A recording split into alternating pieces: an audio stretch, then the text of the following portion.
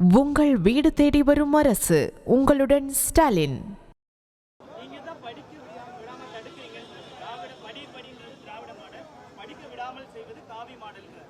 இதுல வன்மையா நான் கண்டிக்கிறேங்க. இந்தியா அளவுல 55 பல்கலைக்கழகங்கள் உலக அரங்கில் முதல் வருடம் வந்திருக்கு, முதல் வாட்டி.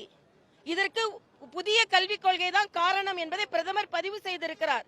ஆக நான் கேட்கிறேன், இன்னைக்கு பணம் கட்டி விருப்பம் உள்ளவர்கள் படிப்பதற்கு ஹிந்தி, ஆனா ஏழைகள் இலவசமாக படிப்பதற்கு மும்மொழி கிடையாது. ஹிந்தி திணிக்கிறான் தவறான ஒரு கருத்தை இவர்கள். நான் ஒரே ஒரு சவால் விடுகிறேன், உங்களில் தனியார் பள்ளிகளில் படிப்பு எப்படி இருக்கிறது, அரசாங்க பள்ளிகளில் படிப்பு எப்படி இருக்கிற, படிப்பை பற்றி பேசுவதற்கு ஸ்டாலின் அவர்களே வேற்றுமையோடு படிப்பை சொல்லிக் கொடுத்து கொண்டிருக்கிறீர்கள். விருப்பம் உள்ளவர்கள் படித்தால் அது ஹிந்தி திணிப்பு இல்ல, ஏழைகளுக்கு கொடுத்தால் அது ஹிந்தி திணிப்பு. ஹிந்தி நான் சொல்லல, வேறு மொழி திணிப்பு. ஆக முதலில் இவர்கள் படிப்பில் கல்வியில் விளையாடுவதை முதல்ல நிறுத்தணும் நான் கேட்டுக்கிறேன். இன்னைக்கு மற்ற மாநிலங்களை கம்பேர் பண்ணும்போது தமிழகத்தில் உள்ள மாணவர்கள் தவித்துக் கொண்டிருக்கிறார்கள் என்பதை நான் இங்கே பதிவு செய்கிறேன்.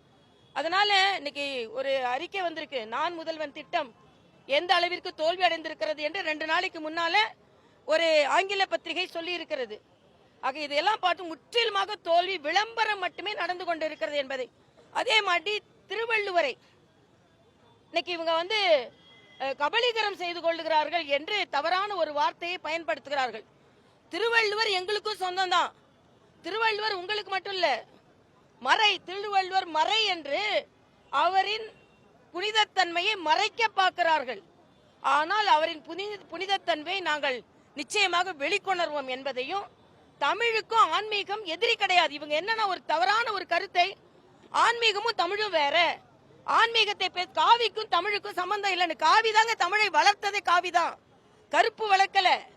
அதனால காவி தமிழ், காவிய தமிழ் என்பதை நாங்கள் வலியுறுத்துவோம்.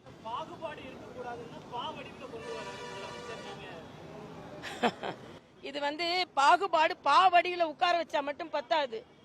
மக்களுக்கு நாங்க ஏற்கனவே மருத்துவர் என்ற முறையில திரும்பி மக்களை பார்க்க வச்சா கழுத்து வலிக்கும், கண்ணு வலிக்கும்.